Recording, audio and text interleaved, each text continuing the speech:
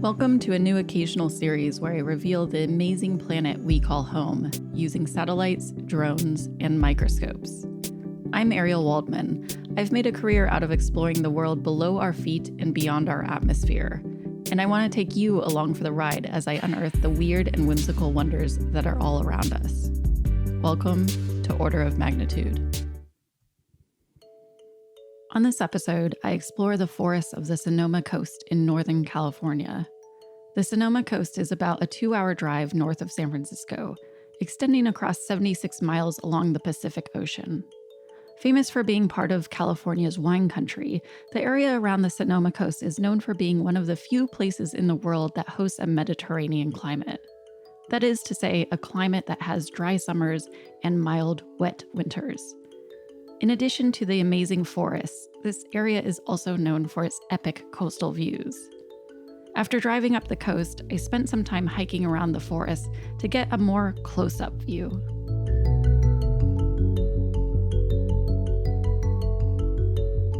Today we are in Stillwater Cove Regional Park, a really fantastic park along the Sonoma Coast in Northern California. So we're only like a couple hours north of San Francisco here, but what I love about this area is that it's one of the very few Mediterranean climate areas in the world, and we are surrounded by so much life because of that. There's tons of moss, and there's a little creek running by us, and there's just a bunch of really fantastic places to sample today in order to look for microbial creatures.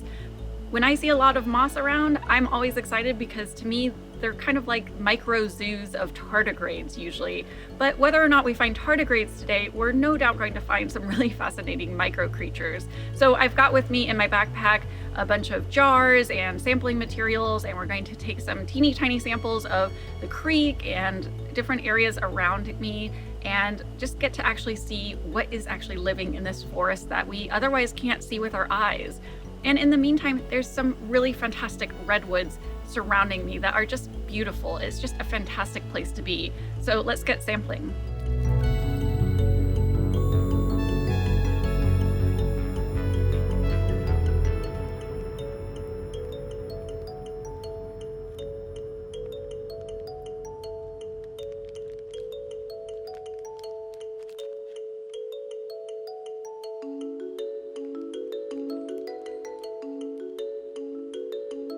So here are the redwood trees that surround this park, and I love them. They're just towering and huge, and it's such a treat to live in Northern California and pretty much have all of this nature right out my back door. This is what I love about exploring, is that you don't have to necessarily go far away to find amazing stuff. All over the world, you're surrounded by amazing things like redwood trees and things that you can actually see without a microscope that are really a fun part of going on a microbial safari. So I'm going to keep going and keep checking out some things to look for.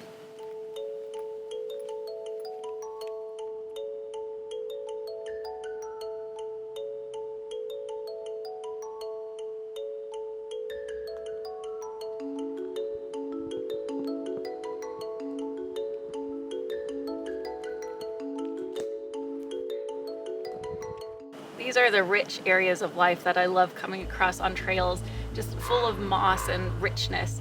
And it's in these places that you have entire little zoos of tardigrades and nematodes and rotifers and all sorts of little creatures, along with fascinating plants. And in here it just contains a whole multitude of little tiny animals and plants that are just amazing.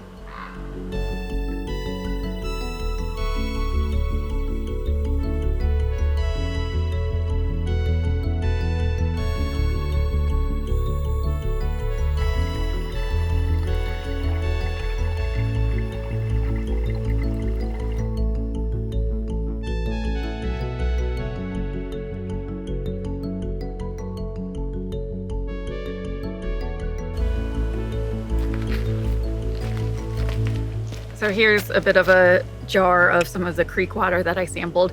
It's pretty dirty, so I might have to clean it a little bit when we get back so that we can see all of the little organisms in it. Hopefully there's some fun stuff in here, and I'm really looking forward to figuring out what we got.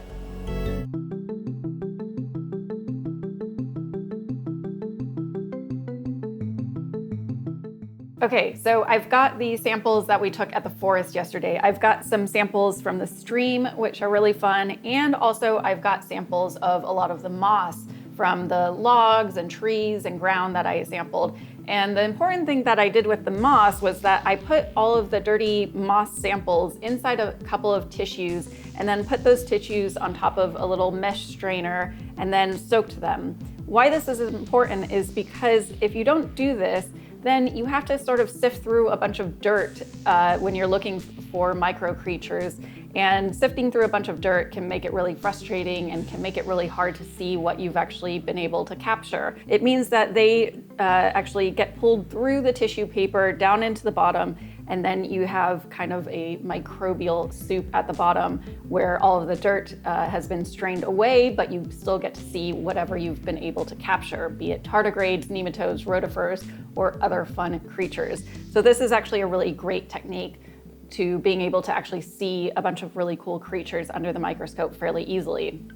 So I've got with me today my microscope Rue. You may have remembered in a previous episode that I have travel microscopes called Eeyore and Piglet.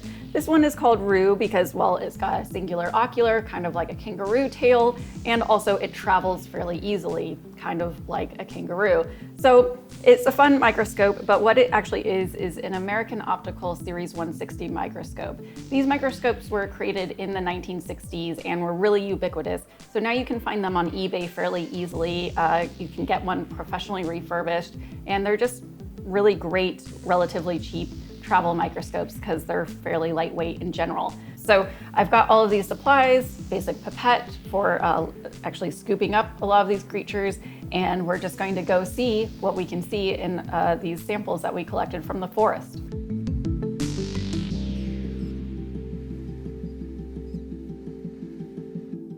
Once I put my eye to the microscope, I was amazed to see so many different creatures.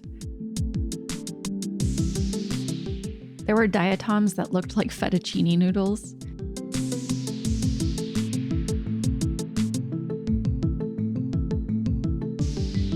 And beautiful diatoms on the move shaped like boomerangs. In a way, they kind of were like boomerangs given how much they kept bouncing around.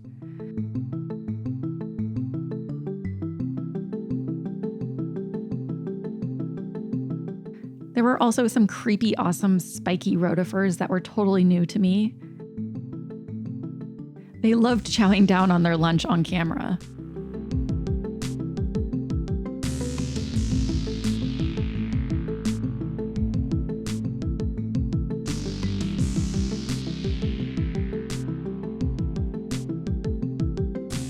One little friend really loved cruising around and pulling donuts at every chance. I got dizzy just looking at them.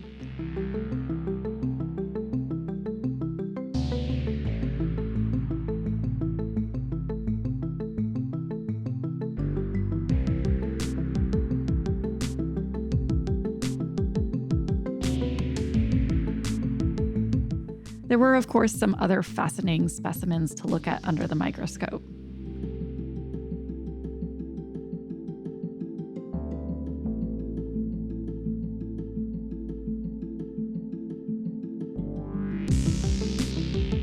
And of course, I saw a tardigrade.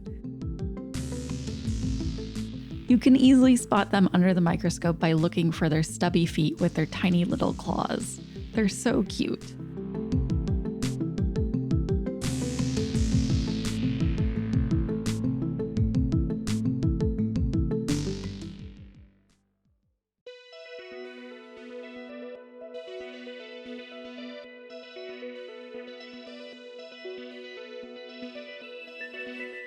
I couldn't check out the Sonoma Coast forest without actually checking out the Sonoma Coast. It is epic. It's really windy today and there's a lot going on. There's tons of seabirds flying around me, amazing geology to look at, and also around my feet there's these things called sea figs, which are these beautiful plants. It's just an amazing coast with so much, I don't know, just liveliness around it. It's so amazing, and it's amazing to be able to see all of the animals that call this place home and get to explore it a little bit.